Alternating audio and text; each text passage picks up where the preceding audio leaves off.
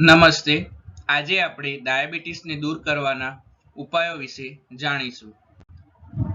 Diabetes એક chronic બીમારી છે જેને પૂરતી સંભાળ રાખીને નિયંત્રણમાં રાખી શકાય છે, પણ તેને સંપૂર્ણપણે દૂર કરવા માટે દાવા કરવું એ વૈજ્ઞાનિક રીતે સાચું નથી.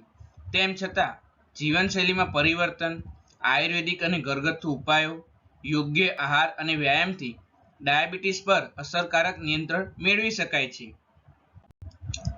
આહાર સંબંધિત ઉપાય: દરરોજ ઘઉં, જવાર, બાજરીની રોટલી ખાવી જોઈએ. સફેદ ભાત અને મેદો ટાળવો જોઈએ. વધુ ફાઇબરયુક્ત આહાર લેવો જોઈએ, જેમ કે કાંદા, પાલક, મેથી વગેરે. મેથીના દાણા રાત્રે ભીજવીને સવારે ખાવા જોઈએ. કરી પત્તાનો રસ પીવો જોઈએ. જામફળ અને જામુનનું સેવન કરવું જોઈએ.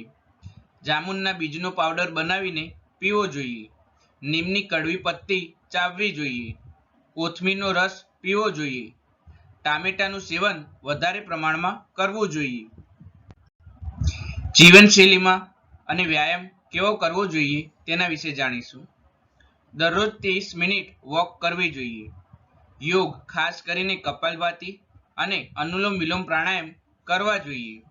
શુગર લેવલ માટે સૂર્ય નમસ્કારનો પ્રયોગ કરવો જોઈએ. તણાવ ઘટાડવો જોઈએ, જેના માટે ધ્યાન અને પ્રાણાયામ કરવા જોઈએ. સારી ઊંઘના નિયમોને અપનાવવા જોઈએ. નિયમિત સમય પર ભોજન લેવું જોઈએ. સ્ક્રીન ટાઈમ ઓછો કરવો જોઈએ.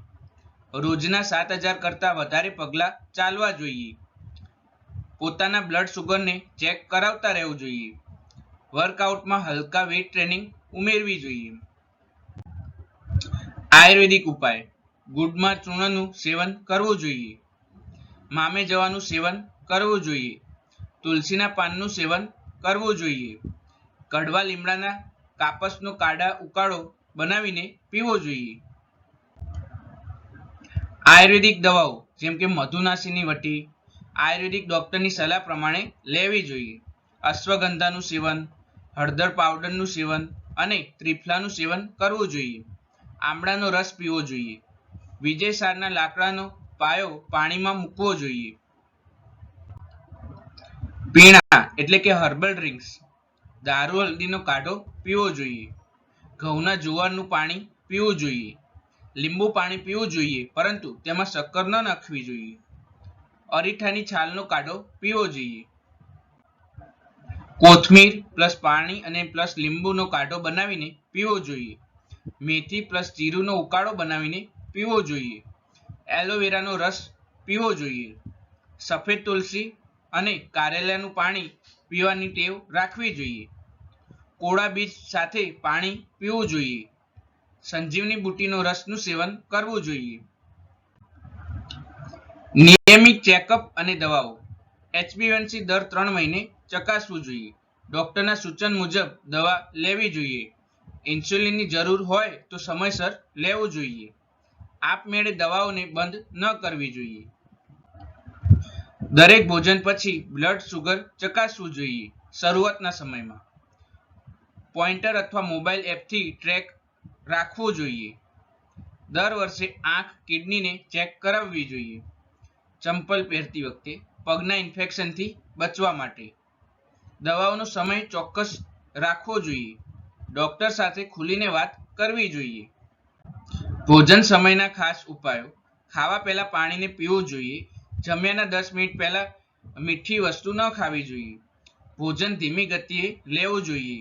બહુ ભૂખ્યા ન રહેવું જોઈએ. નાના ભાગમાં અનેક વખત ભોજન લેવું જોઈએ. પ્લેટમાં હંમેશા કાચા શાકનો વધારે સેવન કરવું જોઈએ.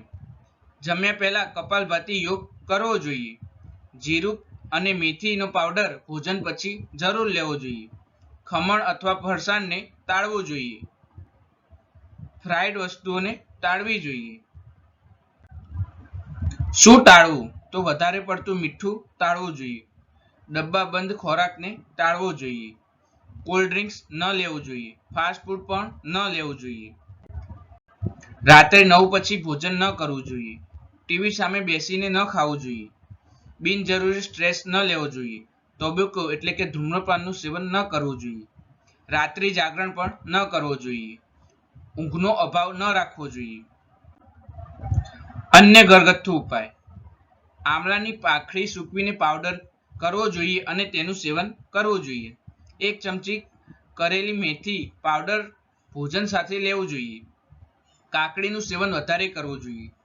ડુંગળીનું રસાયણનું સેવન વધારે પ્રમાણમાં કરવું જોઈએ. પપૈયાના પાંદડાનું પાણી પીવું જોઈએ. લીલી હળદરનું સેવન કરવું જોઈએ. જમવાની પહેલા કોથમીરની ચટણી ખાવી જોઈએ. બદામ અને અખરોટ વચ્ચેના નાસ્તામાં લેવા જોઈએ. નારિયેળ પાણી નિયમિત પીવું જોઈએ, પણ મર્યાદામાં પીવું જોઈએ. અતિરેક ન કરવો જોઈએ. ઘઉંના અંકુરિત દાણા ખાવા જોઈએ. યોગ અને ધ્યાનનો ઉપાય: ભસ્ત્રિકા પ્રાણાયામ, ઉદ્યાન બંધ, નવલી ક્રિયા, ત્રાટક ધ્યાન, વિપશ્યના ધ્યાન, ઓમ ધ્વનિ ધ્યાન, નાસાગ્ર દ્રષ્ટિ, અગ્નિસાર ક્રિયા, મંદુલા આસન, પશ્ચિમોત્તાનાસન કરવા જોઈએ. પ્રાકૃતિક ઉપચાર એટલે કે થેરાપી: અર્જુન છાલનો પાવડર લેવો જોઈએ. નેત્ર સ્નાન એટલે કે આંખના રોગના નિવારણ માટે કરવું જોઈએ. પગને ગરમ પાણીમાં ડુબાડવા જોઈએ. તળિયે કાંકરીઓ પાથરીને ચાલવું જોઈએ. પેચક લક્ષણો માટે ત્રિફલાનું સેવન કરવું જોઈએ, એટલે કે પાચન કરવા માટે. હળદર પ્લસ લીંબુથી પેસ્ટ બનાવીને પગ પર લગાડવી જોઈએ. ચિંતા ન કરવી જોઈએ. પૂરતી ઊંઘ લેવી જોઈએ. બેલપાનનું ચાવવું જોઈએ. દરરોજ નિયમિત શારીરિક અને માનસિક કસરતો કરવી જોઈએ.